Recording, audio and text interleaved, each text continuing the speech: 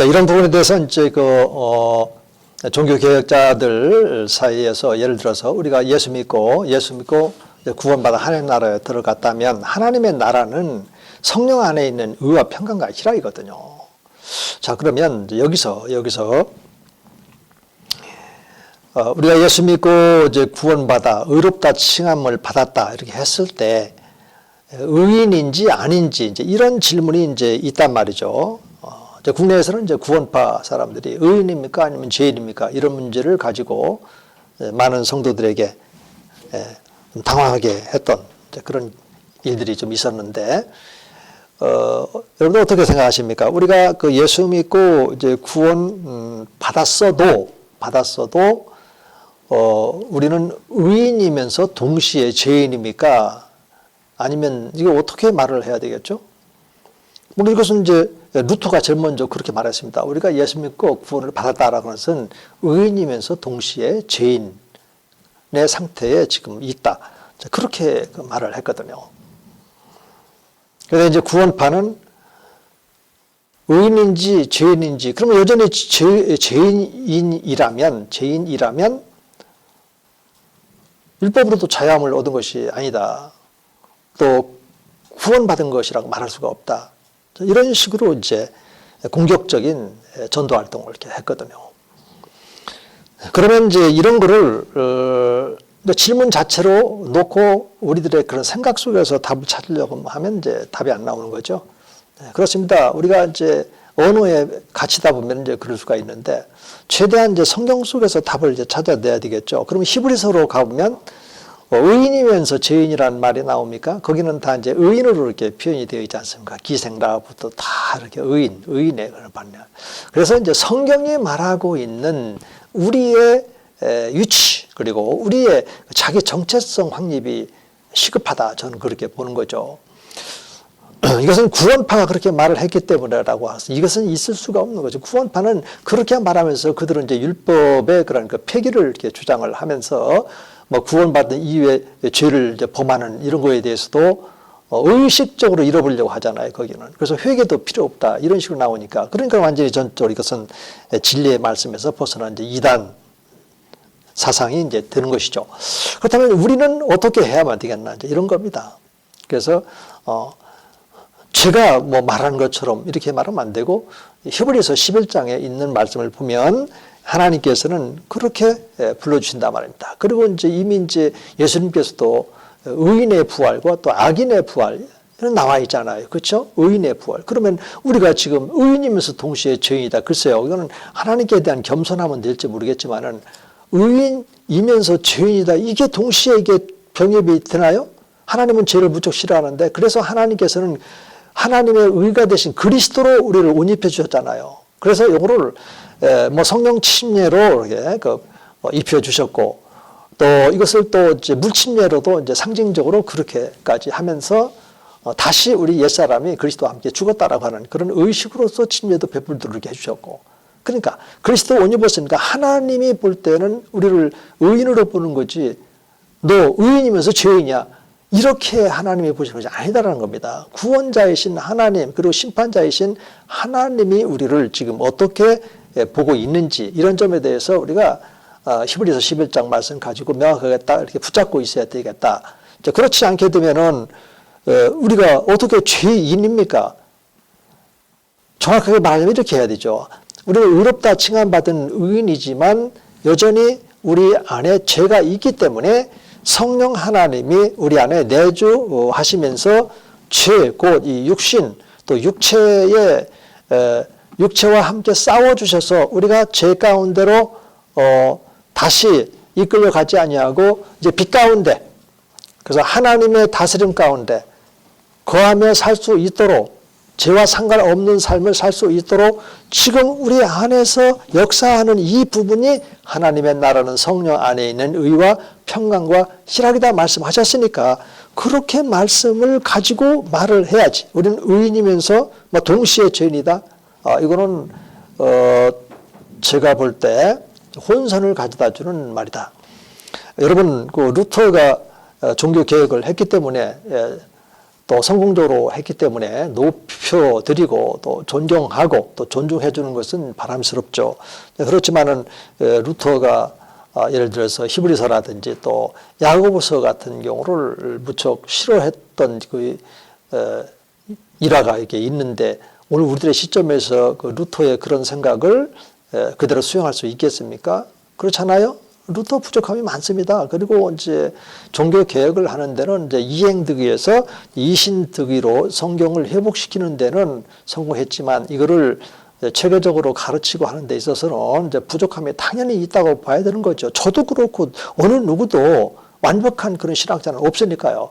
그래서 이제 이런 점에 대해서 우리는 좀 수정 내지는 이제 보완 내지는 이제 비판할 부분들은 이제 비판을 하면서 하나님의 그러한 그 말씀으로 정확하게 그래서 성도 한 분 한 분들의 자기 정체성 하나님의 자녀니까 하나님의 눈에는 그래도 보배롭고 존귀하고 사랑스럽다 말씀하셨으니까 야곱 그렇죠? 그 이사야서 43장에 야곱을 향해서 구속했다. 내가 너를 창조했고 구속했고 너를 지명하여 불렀나니 너는 내 것이야. 그러면서 내 눈에는 너가 존귀하고 또 보배롭고 또 사랑스럽다. 다른 인간의 눈에서 볼 때는 야곱처럼 올라를 말하면 마마보이 같은 그런 성격에 또 팥죽 한 그릇에 장자권을 탈취를 하지 않나. 또 비록 이제 엄마가 그렇게 해줬다고 하지만 본인이 그것을 입고 형노릇하는 이런 모습 속에서 이렇게 보니까 털이 많은데 에서가 털이 많지. 근데 목소리는 영 아니다. 그런데도 아니에요. 올라르마는 아빠 아니요. 나 에서요. 어떤 그 속에 담겨 있는 이제 그 야곱의 연약함, 좋게 말하면 연약함이고 또 인간의 그런 그 본성이 거기에 가득 들어 있지 않습니까? 자 그렇다면 그렇게 우리 인간의 눈으로 볼 때는 그래. 그런데 하나님의 눈으로 볼 때는 야곱이 무척 사랑스럽고 또 존귀하고 또 보배롭다. 이렇게 말씀해 주셨거든요. 결국 이제 인생의 마지막 그 순간 그리고 또 우주의 마지막 이후에 그 새로운 새하늘과 새 땅, 새 예루살렘, 도성이 도래한 세상에서 심판주 그리고 만왕의 왕, 만주의 주님은 삼위일체 한 분 하나님이시거든요. 하나님이 보는 눈으로 성도들을 보고 또 하나님이 바라보는 그리고 하나님의 그런 그 마음으로 우리가 성도들을 잘 이렇게 말씀으로 양육시켜서 성도들도 그렇게 자기를 죄도 여전히 있어요. 많아요. 매일매일의 삶 속에서 죄를 범하고 살아요. 그런데도 하나님께서는 왜 의롭다 칭해 주시고 하나님의 눈으로 의인으로 보시면서 주님 재림하실 때 부활한다라고 하는 그 부활신앙도 주시고 왜 그렇게 하나님은 칭찬을 하시는지 본래 인간은 깨지고 지를 것 아니겠습니까? 하나님의 그러한 그 눈, 마음으로 우리가 성도들을 이렇게 연결시켜서 그들도 하나님의 눈, 그 다음에 하나님의 마음을 알 수 있도록 훈련시켜내지 않으면 성도님들의 마음은 온갖 세상 살아가면서 헤쳐나가야 될 수많은 문제들로 이렇게 가득 차 있기 때문에 하나님과 함께 할 수 있는 시간의 여유가 그렇게 많은 것은 아닌 것 같아요.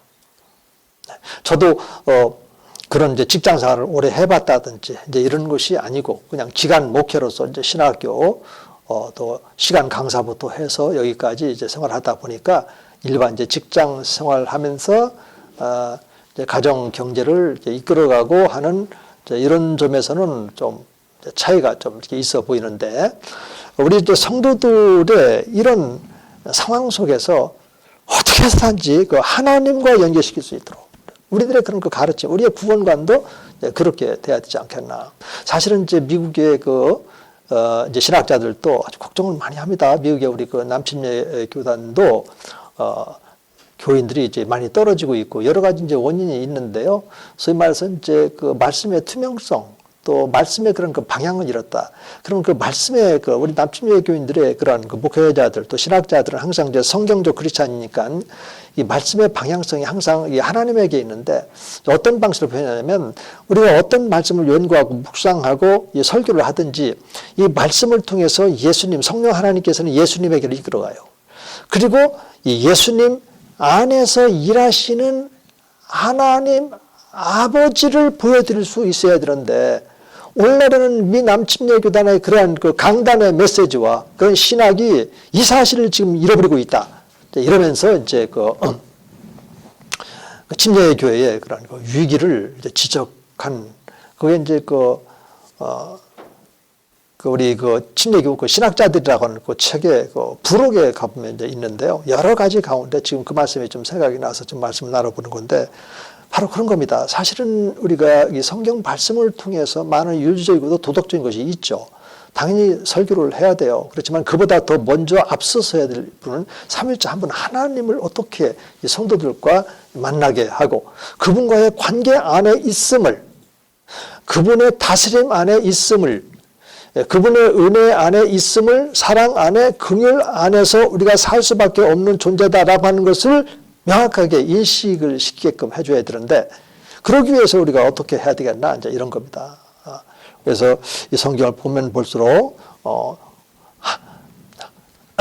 하나님의 복음이 나타나는데 하나님의 의 믿음으로 믿음에 이르고 오직 의인은 믿음으로 말미암아 살리라. 거기도 오직 의인이면서 동시에 죄인 이것도 아니고 오직 죄인은 믿음으로 살리 더더군다나 아니고 오직 의인들은 믿음으로 말미암아 살 수밖에 없는 거죠. 오늘 우리들에게 필요한 것은 의인 의식이 필요한 겁니다. 우리가 의인 의식을 확고하게 갖고 있지 않으면 여전히 죄 가운데 매몰돼 가지고 나 구원받은 하나님의 자녀인데도 항상 죄가 있고 또 거기서 벗어날 수 없는 상황에 있다면 아버지 앞에서 자연스럽지가 없죠. 우리가 자녀들을 키우더라도 마찬가지가 되겠죠.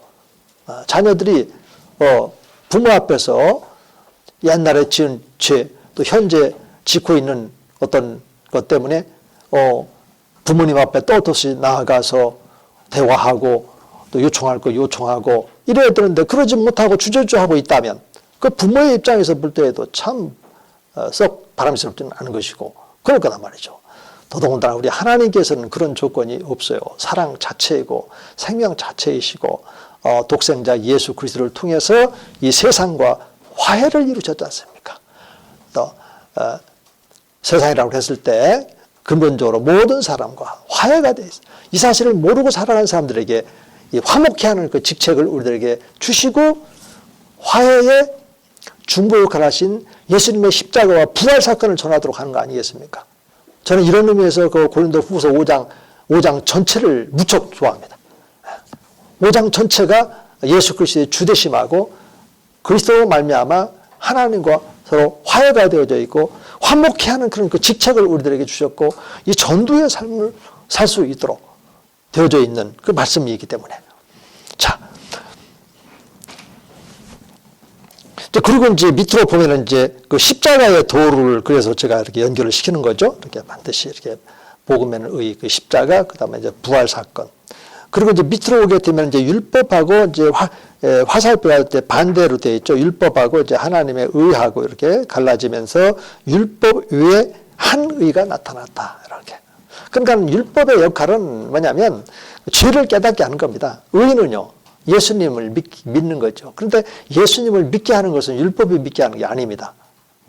율법으로 이제 이게 이제 이 부분이 이제 갈라디아서 3장 이제 19절부터 저 24, 5절까지 좀 이렇게 연결되어서 나오지 않습니까? 보면은 이제 뭐 사실은 19절부터 보지 말고 저쪽 이제 3장 갈라디아서 3장 그 8절부터 이렇게 봐야 돼요. 8절부터. 하나님께서 아브라함을 이제 전도를 한 이유가 이제 아브라함에게 있는 이제 믿음으로 하면 의롭다 칭함을 이 복이 이제 이방인들에게 이르게 하고 또 십자가가 바로 이방인들에게도 그렇게 그 복과 이제 성령을 선물로 그다음에 아브라함에게는 이제 자손이 많다 하더라도 딱 한 사람만 자손이 하는데 바로 예수 그리스도 이러면서 이제 그 19절부터 해서 쭉 이렇게 흘러나오거든요.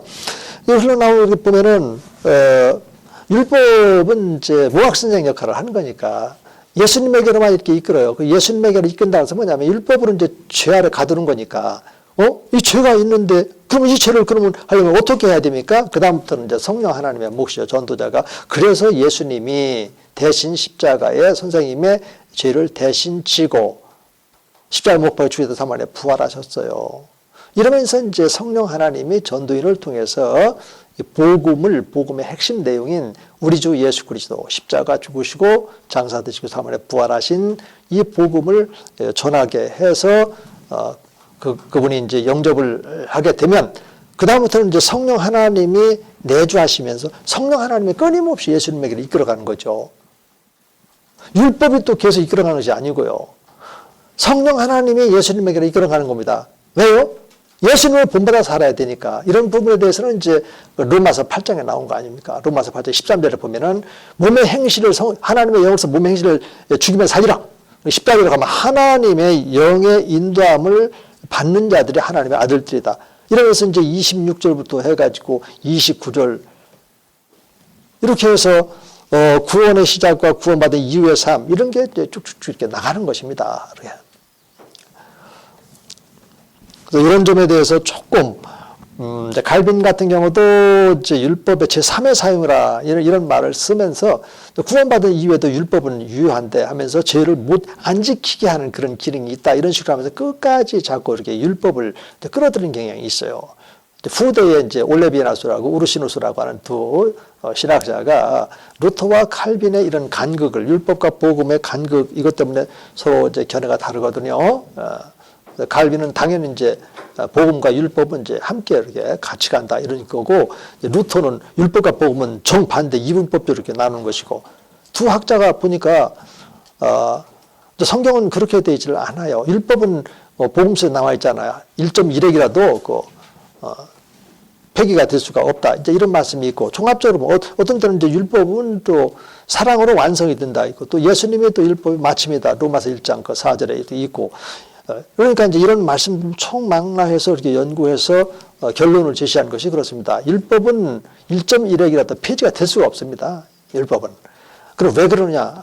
여전히 예수님을 믿지 않는 사람들이 존재하는 한은 그래요. 지금도 75억에 지금 예수 믿고 순수하게 하나님 앞에 드릴 것 드리고 또 주일날 예배 참석하고 이런들이 그렇게 많지 않다고 그래요. 약 한 5억 정도로 이렇게 통계 수치로 5억 정도 이렇게 된다고 합니다. 그러면 70억이 지금 그분들이 죄가 뭔지도 모르고 죄 개념이 기껏해야 이제 세상적인 그런 법 이런 테두리 알지 율법이라고 하는 그런 테두리에서 알지 못하거든요. 율법이 말하는 결정적인 죄는 하나님께 지는 죄가 있지 않습니까?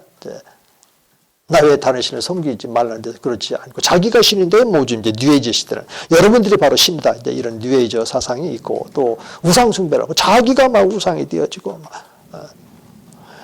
또 아니면 이제 자기보다 더 우월한 대상을 자기가 성취하지 못한 어떤 것을 소유하고 있는 대상을 향해서 이제 그 우상만 시키고 있고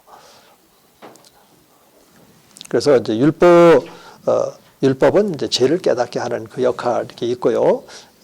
구약에서 이제 그 유대인들에게 있어서 공동체 유지를 위해서는 그런 그 율법을 이제 지키도록 그렇게 돼 있고 또 죄를 범했을 때 율법이 그 속죄제를 드리도록 하나님께서 주신 거 아닙니까? 그런데 율법을 다 안 지키잖아요. 그래서 호세아서 이제 2장 11절로 오면 그런 이제 안식일부터 해서 절기부터 해가지고 초하루 날이라든지 율법이 정해놓은 이런 것들에 대해서 이제 폐지시키겠다. 그러면서 이제 신약 시대에는 이제 율법이 아니라 율법의 모처였던 이제 십계명을 지킬 수 있도록 우리들에게 주신 거죠. 그렇다고 해서 십계명이 우리를 뭐 죄인으로 가두거나 그런 건 아니라고 그랬지 않습니까? 그래서 이런 이제 성경을 보면 이제 율법과 이 성령 하나님과는 서로 이제는 관계 없이 성령께서 예수님에게로 이끌어가는 주동적인 역할을 하고 있다라는 것. 성령께서 구원받은 성도들 마음 안에 보증으로 내주가 안 돼 있을 때는 여전히 예수님이 오시기 전에는 율법을 지켜야 된다 말해요. 율법. 그래서 히브리서 가면 영 단번에 예수님이 화목제물로 또 속죄제물로 또 대속제물로 해결해 놓으셨다라고 하는 거. 그렇죠? 그리고 이제부터는 이제 성령 하나님의 인도하심을 따라 예수님에게로 이끌어서 그 예수님 안에서 일하시는 아버지 하나님을 만나게끔. 저도 개인적으로 이 말씀 묵상하고 연구하면서요, 그 과정 속으로 성령 하나님께서 이끌어 주셨어요. 이 성경을 열면 예수 그리스도, 온통 예수님으로 가득 차 있고요.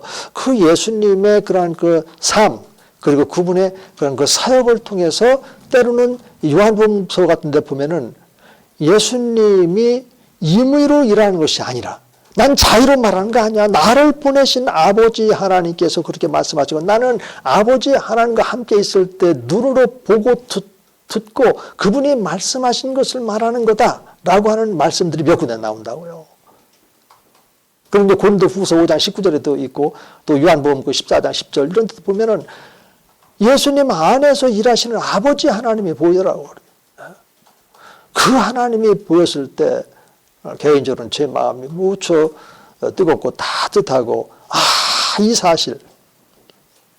그래서 그 예수님이 십자가에 달리셨지만 그 십자가에서 예수님이 달리시는 그 장면을 통해서 아버지 하나님이 우리들을 향한 사랑의 결정적인 확증이다. 이런 말씀을 주셨을 때에도 예수님 안에서 말씀하시는 그 아버지 하나님의 모습을 보게 되는 것이죠. 이것이 본래 우리 그 남침예교 설교자들의 핵심적인 내용이었는데 이걸 잃어버리고 있다라고 하는 것을 조지라고 하는 분이 그 침례교시나 그 부록에서 담아 놓으셨어요. 그분이 그렇게 말을 했기 때문에 그것이 아니라 우리 성경이 그렇게 말을 하고 있는 것을 우리 이제 침례교 목사님들은 원리를 이제 가지고 있었고 이것이 성경의 아주 중요한 메시지의 내용들이고 축인데 이런 걸 잃어버리게 되면 이제는 침례교다운 침례교에서 멀어지고 세속화되고 다른 얘기를 할 수밖에 없다 이런 얘기가 드는 거죠. 이런 부분에 대해서는 좀 더 많은 시간을 가지고 끊임없이 이야기할 수 있는 그런 시간들이 있다면 참 좋겠습니다. 그렇지만 우리들의 상황이 이제 그렇지 않죠. 그 다음에 이제 밑으로 내려와서 옛사람에서 이제는 이제 새 사람이 이제 되게끔 이렇게 하셨는데 여기서 이제 제1법 그리고 죄에 대하여 깨닫고 그 다음에 이제 하나님의 의, 그 다음에 믿음 구원 하나 더 여기다 이제 하나님의 나라 이렇게 첨가를 해야 되겠죠. 네. 그 다음에 이제 말씀들 제가 이렇게 소개를 이렇게 해드렸고요. 그 다음에 또 밑으로 보면은 이제 사도 바울이 증언한 율법과 하나님의 의, 그리고 믿음의 문제에 대해서 이것도 제가 이제 도표 형태로 이렇게 그려봤는데요. 밑에 그 158쪽에 맨 밑에 보면 동그라미 1번에 그 율법하고 지금 화살표하고서 중간에 이제 막혔죠. 이것은 서로 반대되는 개념이죠. 율법과 복음. 이렇게 하고 제가 가로 열고 X 했죠. 지금까지는 이제 루터처럼 이제 율법 하면은 자연 발생적으로 복음 이렇게 갖다가 따라오는 경향이 이렇게 있어요. 그런데 이거는 이제 그렇지 않습니다. 그 갈비는 율법하고 그 신약을 하고는 이제 서로 통일성이 구약과 신약은 서로 이렇게 분리될 수 있는 것이 아니거든요. 이제 구별은 되더라도 그러면서 이제 통일성이 있지 않습니까? 이게 구속사로 해서 예수님 중심으로 해서 연결이 쭉 이렇게 되어 있기 때문에 율법과 복음을 따로 뗀다라고 하면서 바람스럽지 않아요. 왜냐하면 이 복음의 내용도 하나님 나라하고 또 우리 십자가에 못 박히셨다 3일에 부활하신 우리 주 예수 그리스도 이분이 바로 이제 복음의 핵심 내용이지 않습니까? 그러니까 이게 구약에는 그럼 하나님 나라가 없었는데 아니요, 구약은 완전 이제 신정 통치 여호와의 나라 위에 솔로몬을 왕으로 세웠지 않습니까? 그 역대상 이제 28장 5절에 보면은 그리고 또 신약에는 이제 예수님께서 그 하나님 나라를 이제 선포했고 이제는 이제 구원받은 성도들의 마음 안에 지금 이제 하나님의 나라가 세워지는 것이고 그래서 이제 구약 시대에는 예수님이 이제 오시지 않았으니까 여호와 하나님을 믿음으로 하나님의 나라 백성이 이렇게 되었다면 신약에서는 그 아버지가 보내신 우리 주 예수 그리스도 안에서 일하시는 그 아버지 예수님을 믿는 것이 바로 아버지를 믿는 것이 되지 않습니까? 이런 말씀들에 대해서는 저기 그 로마서 4장 24, 5절에도 그런 흔적이 이렇게 보이고요. 저쪽 이제 그 4장 3절 이런 데도 아브라함 이게 나오거든요. 그리고 이제 요한복음에 가면 이제 확실히 이렇게 나와 있어요. 나를 보았으니 아버지를 보았다. 나를 믿는 자 아버지를 믿는 거야. 이런 말씀들이 있죠. 그렇기 때문에 이제 율법과 복음을 서로 이렇게 서로 반대되는 것으로 이렇게 루터는 봤다면 루터가 좀 더 이렇게 세밀하게 관찰하지는 못한 부분이 있다. 이렇게 볼 수 있겠고, 그다음에 이제 159쪽으로 가보면 동그라미 이제 2번 보십시오. 여기 보면은 이제 율법과 그다음에 믿음하고 단절되고 그다음에 가로 열고 동그라미 이렇게 해놨잖아요. 그렇습니다. 그 율법은 이제 믿음으로 말미암아서 믿는 것, 믿음으로 이제는 율법의 정죄함으로부터 벗어나는 거죠. 이런 말씀들은 제 말씀이 아니고 로마서 8장 1절에 보면 그런즉 이렇게 나와 있죠. 그러니까 7장 같은 경우는 온통 우리 안에 법이 두 개 있어요. 하나님의 법하고 그다음에 그 죄의 법. 그래서 이제 율법은 끊임없이 죄 아래 가둬요. 그런데 그리스도 안에 있으면 정죄함이 없다. 이제는 그리스도 안에 있으니까 그 율법이 끊임없이 그리스도 안에 있는데도 율법을 제시하면서 우리가 마치 죄인처럼 그렇게 할 수 없다라고 하는 겁니다.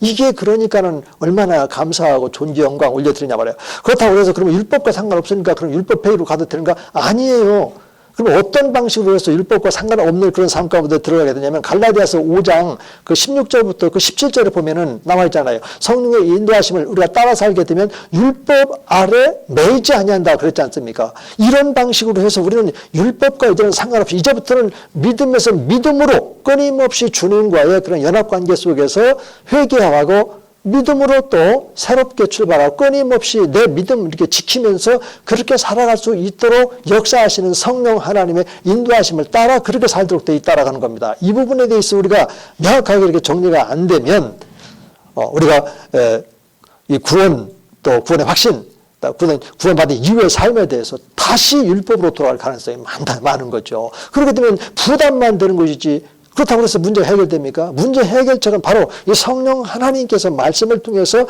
예수님에게로 우리를 끊임없이 이끌어가서 그 예수님을 보내신 아버지가 보이게끔 하고 또 거기서 새롭게 믿음으로 일으키시고 주님께서 믿음에 주니까 그래서 그 십자가에 달리신 그 주님을 항상 바라보게끔 이런 부분은 또 갈라디아서로 가면 또 나오잖아요. 갈라디아서 5장 24절에서요. 이런 방식으로 끊임없이 구원은 믿음으로 시작해서 믿음으로 끝나도록 그래서 오직 의인은 믿음으로 말미암아 사리라. 이런 말씀이 이제 호세아서에도 있고 이제 로마서부터 해서 바울 서신뿐만 아니라 이것은 이제 구약과 신약이 끊임없이 그런 구조로 이렇게 되어져 있고 히브리서에서는 우주 만물이 하나님의 말씀으로 되어졌다는 것을 우리가 어떻게 하냐면 믿음으로 안다. 이런 말씀들이 있고 그래서 믿음으로 다 정리가 되어져 있다. 이런 것을 보게 되는 것이죠. 자, 이제 벌써 마무리해야 될 시간이 되었군요. 자, 지금 이제 우리가 이제 13주 강의가 이렇게 해서 이제 마무리가 되어지는데 14주 강의는 제가 이제 구원론에서 핵심적으로 요약해서 가져온 강의 내용이 이렇게 있는데 그 내용은 제가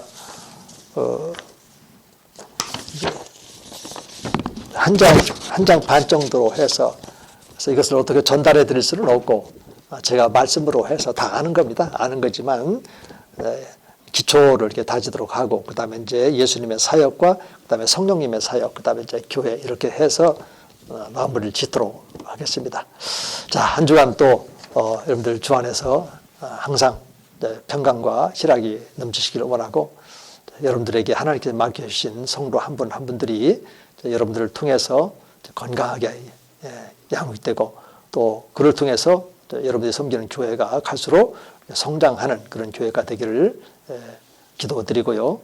자, 오늘 또 수고 참 많으셨습니다. 감사합니다.